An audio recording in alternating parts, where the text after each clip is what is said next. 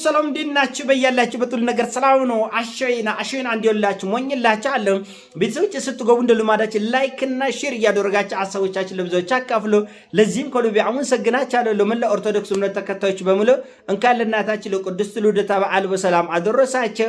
በዓሉ በያላችሁበት የሰላም የፍቅር የአንድነት ያድርግላችሁ። ዛሬ ወደ ሚዛናችን ይዘንላችሁ የመጣነው እንግዲህ የጠቅላይን ትዕዛዝ ያልተቀበሉ ህገወጥ ኬላዎች ናቸው። እንግዲህ 297 ኬላዎች በህገወጥ መንገድ የክልሉ መስተዳድሮች ዘርግተው ግብር እየተቀበሉ ቀረጥ እያስከፈሉ ነው ያለው።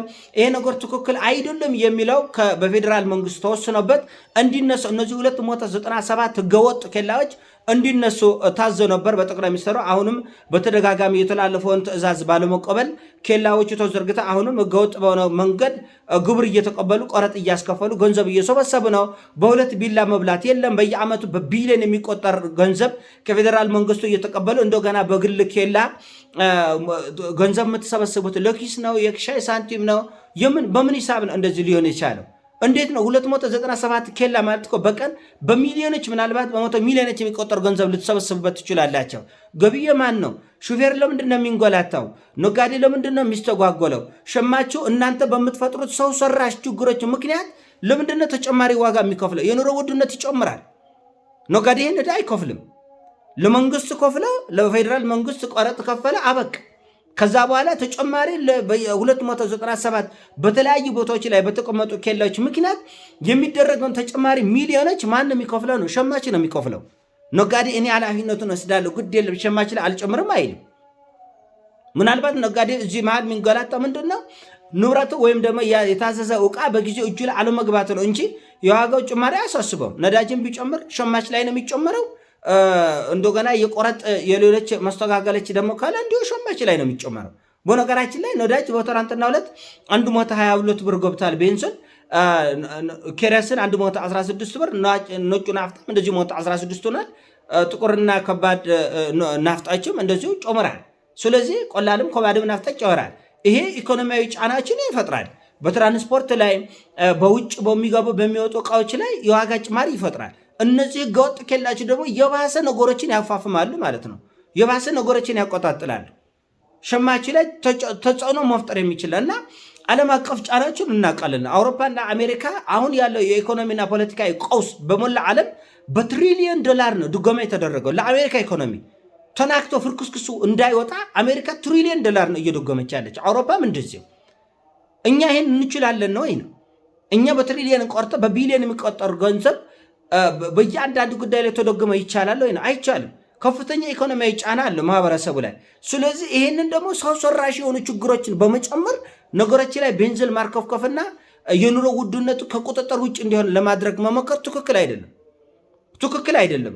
መንግስት የሚቆጣጠራቸው ፌዴራል ኬላዎች ካለ አበቃ፣ እዛ ላይ ይከፍላል። ቀጥ ብሎ ሹፌር እቃውን ይዘው መጓጓዝ ነው። የምርቶች እጥረት እንዳለ ይታወቃል። ግጭቶች፣ ጦርነቶች ሲኖሩ ምርቶች እንደ ልብ አይገኙም። ማዳበሪያ እንደ ልብ አይገባም፣ አይወጣም። ገበሬ ተረጋግቶ አያርሱም። ተማሪ ተረጋግቶ አይማርም። ይሄ ራስን የቻለ አንድ ኢኮኖሚያዊ ጫና ነው። እንደምንም በዚህ ማንቶች ልክልካ የተመረተችን ምርት ደግሞ ለመውጣት ለመግባት በቀረጦች ምክንያት መስተጓጎሉ ደግሞ እሱ ሌላ በጣም አደገኛ ችግር ነው። በጣም አደገኛ ችግር ነው። ሰው ሰራሽ ዓለም አቀፍ ችግሮችን እኮ እንቀበላለን። የራሽያ የዩክሬን ጦርነት የፈጠረ ኢኮኖሚያዊ ጫና አሜሪካኖቹ መራር እውነት ሆኖባቸው ውጠውታል። ትሪሊየን ዶላር ያስቀመጡት ለክፉ ቀን አውጥተው እየተጠቀሙ ነው። አውሮፓኖችም እንደዚህ። ስለዚህ ዓለም አቀፍ ያለ ኢኮኖሚ ጫና አለ። እንደገና በአገር ውስጥ ባሉ ግጭቶች የሚመጣ ኢኮኖሚ ጫና አለ። እንደገና ደግሞ ክልሎች በጥጋብ ተነሳስተው የሚፈጥሩት ህገወጥ ቀረጥ ክልሎች ምን እያደረጉ ነው ማለት ነው? በሁለት ቢላ እየበሉ ነው። ራሳቸውን ገቢ በሚሊዮን ይሰበስባሉ በህገወጥ ኬላ በኩል። እንደገና ከፌዴራል መንግስት የሚመጣው ነው በቢሊዮን የሚቆጠር ገንዘብ ደግሞ ይቀበላል። እንደዚህ ያለ ችግር በአማራ በኦሮሚያና በአፋር በዋና መስመሮች ላይ እንደሚበዛ ይታወቃል። ሹፌሮች ተሰቃይተው ነው የሚደርሱት። ስለዚህ ግማሹ ሹፌሮችን ታጣቂዎች በጥይት እየመቱ ይገድላሉ። ታጣቂዎች አንዳንድ ቦታ ላይ መሳሪያ ይዘው አምጡ ይላሉ። ታጣቂዎች መንግስት ማያውቃቸው። እንደገና ደግሞ ከዛ አልፎ ደግሞ በመንግስት ውስጥ መዋቅር ውስጥ ያለ የክልል መስተዳደሮች ደግሞ የራሳቸው ቀረጥ ይቀበላሉ። ይሄ ምን ያክል ነው የሚያጎላታው? ይሄ ምን ያክል ነው ምርትና ምርታማነት ላይ የሚፈጥረው ተጽዕኖ ምን ያክል ነው ብሎ መገምገም ነው። በየቦታው እየከፈለ የሚመጣ በሺዎች የሚቆጠር ገንዘብ ነጋዴ ምርት ላይ ነው የሚጨምረው እንጂ ከሻይው ከኪሱ አውጥቶ በቃ እኔ ነው ወጪ ይሸፈናል የሚል ነጋዴ የለም። ቤንዚን ቢጨምር የቤንዚን ጭማሪ ሰበብ በማድረግ እጥፍ ነው የሚጨምረት። ቀረጥ ብትጨምሩበት እጥፍ ነው የሚጨምረው። መንገድ ላይ ቢታገጥ እጥፍ ነው አንተ ላይ የሚጨምረው። ማንኛውም ችግሩ ቢደርስ ነጋዴው እሱ በመልተ ሚሊዮነር እየሆነ ይሄዳል እንጂ የህዝቡን ችግር አይካፈልም። ይህን ህዝቡ የሚያውቀው ነገር ነው። አሁን ቤንዚን ጨምራል አይደለም፣ ነገ ከነገ ወዲያ ዱቄት ላይ ቤንዚን እንትን ፓስታ ላይ ሳሙና ላይ መኮረኒ ላይ የሚጨምሩት ገንዘብ ታይታላችሁ። አይጨምሩ አይደለም መጨመሩ ግዴታ ሊሆን ይችላል። ነገር ግን ተመጣጣኝ የሆነ ለውጥ ነው መኖር ያለበት። ታክሲ ላይ ድብድብ ይጀመራል ታያላችሁ።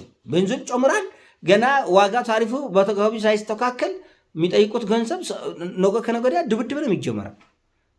ስለዚህ ሸማቹ ላይ የሚፈጥረው ጫናዎች በተለይ ሰው ሰራሽ ጫናዎች በጣም አደገኞች ናቸው። ዓለም አቀፍ ኢኮኖሚያዊ፣ ፖለቲካዊ ተጽዕኖች እንዳለ ሆነ በሀገር ውስጥ ባሉ ግጭቶች የሚመጡ ተጽዕኖች እንዳለ ሆነ እንዳልካቸው ግጭት ባለ ቁጥር ምርት የለም፣ እንደ ልብ ግብይት አይኖርም።